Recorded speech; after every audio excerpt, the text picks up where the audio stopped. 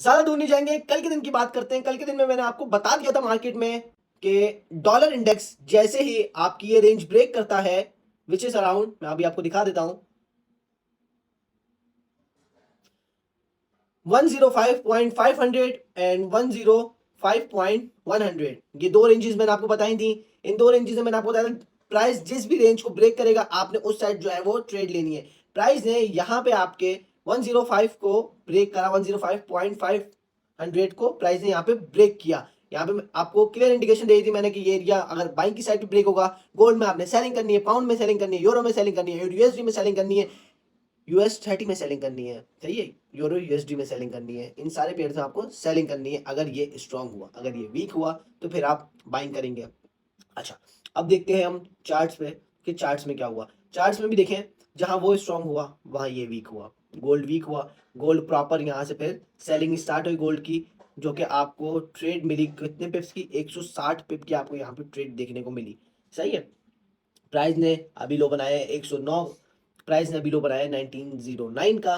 तो प्राइस जो है कंटिन्यूअस और फॉल होगी। प्राइस अभी 1914 1915 से टेस्टिंग लेके दोबारा प्राइस फॉल होगी। ये प्राइस का जो गोल्ड का सिनेरियो लग रहा है कि गोल्ड दोबारा जाएगा 1915 1914 पे, और वहां से गोल्ड जो है दोबारा पुल बैक लेके फॉल हो जाएगा, सेलिंग की आपको ट्रेड मिल जाएगी। अच्छा, फिर हम देखते हैं पाउंड में क्या हुआ। पाउंड में भी जैसे वो स्ट्रांग हुआ, यहाँ पाउंड वीक हुआ, पाउंड में सेलिंग आई। फिर हम देखते हैं ऑयल में क्या इम्पैक्ट पड़ा इसका। ऑयल में इतना कोई खास इसका इम्पैक्ट नहीं पड़ा। ऑयल तो कंटिन्यूस अभी बुलिश ही है, ऑयल ने बेयरिश थोड़े बहुत मूव दिए हैं, लेकिन ऑयल को कहाँ से बुलिश उठना है ये भी मैं आपको बता देता हूँ। ऑयल आएगा अभी 85 तक, ऑयल आएगा 85 टू 82 तक ऑयल आएगा, और वहां से फिर ऑयल की अगेन बाइंग हो सकती है, जो कि आपको दोबारा $90 फी बैरल, $95 फी बैरल, $100 फी बैरल तक लेके जाए, सही है। फिर हम आते हैं बिटकॉइन में। बिटकॉइन में क्या हुआ कल के दिन, बिटकॉइन ने भी सेलिंग दी क्योंकि डॉलर स्ट्रांग हुआ था। आपको बता दिया बिटकॉइन जो है ना, ये डॉलर के मूव पे मूव हो रहा है। ये अब जो है उस तरह से मूव नहीं हो रहा जिस तरीके से पहले क्रिप्टो का दौर जब चल रहा था तब बिटकॉइन जिस तरीके से मूवमेंट दे रहा था अपनी। अच्छा, फिर हम आते हैं यूएसडी जेपीवाई में। यूएसडी जेपीवाई बुलिश गया, बताया था आपको मैंने। यूएसडी कैट भी बुलिश गया होगा, ये देखिए यूएसडी कैट भी बुलिश गया, और एग्जैक्ट बहुत अच्छी बाइंग यूएसडी कैट ने ली क्योंकि डॉलर स्ट्रांग हुआ। यूएसडी जो है वो वीक हुआ होगा, अभी हम देख लेते हैं। यूएसडी देखें कितना वीक हुआ। प्रॉपर जो एरिया मैंने लगाया हुआ था आप लोगों के लिए, ये कल के दिन ही मैंने आपको एरिया लगा के दिया था, सही है। यहाँ से प्राइस फॉल हुआ, और प्राइस फॉल होने के साथ साथ जो है प्राइस कंटिन्यू फॉल होता रहा है, होता रहा। क्यों हो रहा है प्राइस फॉल? क्योंकि डॉलर इंडेक्स ऊपर ही आ रहा है।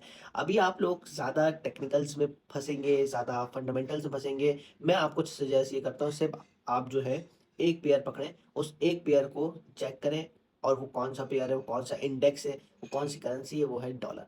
डॉलर इंडेक्स आप देखिए, डॉलर इंडेक्स आपको सारे पेयर्स पे, सारी करेंसी, सारे इंडेक्स पे बहुत अच्छे से ट्रेड करने को देगा। फिर हम आते हैं सिल्वर में। सिल्वर में भी सेलिंग आई होगी, सिल्वर में भी सेलिंग आई, क्यों? क्योंकि डॉलर स्ट्रांग हुआ है। अच्छा, यूएस30 में आते हैं। यूएस30 में भी सेलिंग देखने को मिली आपको, और किन एरियाज से आपको सेलिंग देखने को मिली, जो एरियाज मैंने कल के दिन पे आपको लगा के दिए थे, सही है। अच्छा, काफी सारे लोग मुझसे पूछेंगे कि डॉलर तो स्ट्रांग हुआ फिर यूएस30 में फॉल हो गया, तो इसके पीछे डीप डिटेल है, वो मैं आपको डीप डिटेल बताऊंगा कि ये किस तरीके से वर्क करता है डॉलर इंडेक्स पे। अक्सर आपको ऐसे भी देखने को मिलेगा कि डॉलर भी स्ट्रांग हो रहा है, यूएस30 भी बुलिश जा रहा है, तो इसमें मैं आपको डीप डिटेल में बताऊंगा चीज़ें ना। अच्छा, फिर हम आते हैं यूरो यूएसडी में। तो यूरो यूएसडी भी फॉल हो गया अगेन।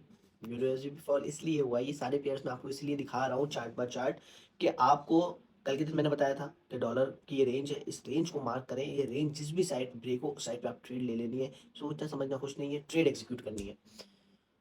तो बहुत ज़बरदस्त आप लोग को टेक्निकल एनालिसिस दिए थे, आसान थे। वीक का स्टार्ट दिया था आपको, क्या एक स्टार्ट हुआ अच्छा। अभी भी आपको बता देता हूँ कि मार्केट क्या कर सकती है। मार्केट जो है 1915 टू 1970 का एरिया बन रहा है प्राइस का, वहाँ से प्राइस टेस्टिंग लेके फिर दोबारा फॉल हो सकती है गोल्ड की, सही है। तो ये आप लोग के लिए गोल्ड के, बाकी दीगर दूसरे पेयर्स के टेक्निकल एनालिसिस थे। मेन अपनी नज़र जो आपने रखनी है ना, वो रखनी है किधर? वो रखनी है आपने इधर, डॉलर इंडेक्स पे। डॉलर इंडेक्स को देखते रहना है कि आपने डॉलर इंडेक्स क्या चल रहा है, क्या मूवमेंट दे रहा है। डॉलर इंडेक्स पे ही आप प्रॉपर ट्रेड कर सकते हैं। डॉलर इंडेक्स को देखते हुए आप बाकी दीगर पेयर्स पे बहुत इजीली और बहुत आसानी से ट्रेड कर सकते हैं।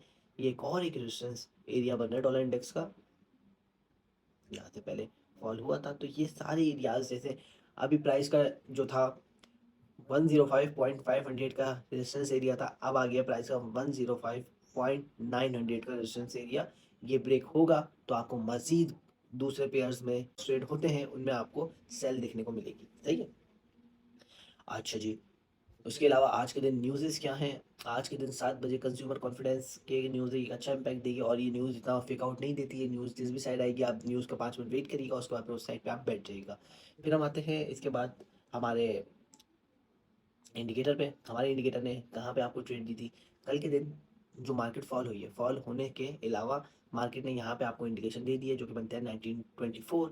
1924 पे प्राइस ने इंडिकेशन दे दिया और उसके बाद में प्राइस कंटिन्यूस फॉल होती गई होती गई होती गई। यहाँ पे एक बाइंग की इंडिकेशन दी थी प्राइस ने जो कि 15 से कितनी उठी, 15 से 20 पिप की बाइंग उठी है। उसके बाद फिर यहाँ पे दोबारा एक सेलिंग दी जो कि तकरीबन 14-15 से सेल होकर प्राइस तकरीबन 9 तक गिरी। तो देखें, पहले तो ये देखें ट्रेंड क्या है। ट्रेंड के बाद आप इस इंडिकेटर को देखें, ये इंडिकेटर आपको किस साइड पे इंडिकेट दे रहा है।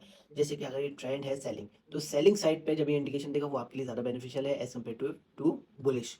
सही। जब बुलिश ट्रेंड होगा तो बुलिश साइड पे जो ट्रेड इंडिकेट करेगा वो ज़्यादा आपके लिए बेनिफिशियल है एज कम्पेरेटिव टू बेयरिश। तो आप लोगों ने सिर्फ सिंपल सी ये चीज़ देखनी कि ट्रेंड क्या है, ट्रेंड के बाद इसकी इंडिकेशन देखनी है। मैं काफ़ी बार समझा चुका हूँ इस इंडिकेटर के बारे में, मैं फिर आपको समझा देता हूँ।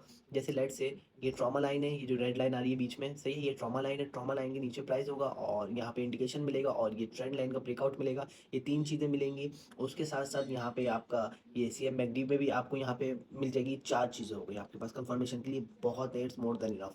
तो आपको 4 चीज़ें मिल गई, इसके बाद आपने ट्रेड अपनी एग्जीक्यूट कर देनी है। इसी तरीके से पुलिस में भी है, ट्रॉमा लाइन के प्राइस ऊपर होगा, ट्रेंड लाइन को ब्रेक कर देगा, यहाँ पे ब्रेकआउट का साइन दे देगा और ब्रेकआउट का साइन देने के बाद यहाँ पे आपको इंडिकेशन दे देगा। उसके बाद देन पे फर्दर आप जो है बुलिश ट्रेड में बैठ सकते हैं, दैट्स इट। लेकिन मैं आपको प्रेफर ये करूँगा जो ट्रेंड हो उस ट्रेंड की ट्रेड लेंगे तो एक अच्छा प्रॉफिट में ट्रेड को होल्ड कर सकेंगे। बाकी इसी अपने मन के साथ अपना अपने की दुआ में सब ख्याल रखिए, हंसते रहें, मुस्कुराते रहें, जब प्रॉफिट बनाते रहें।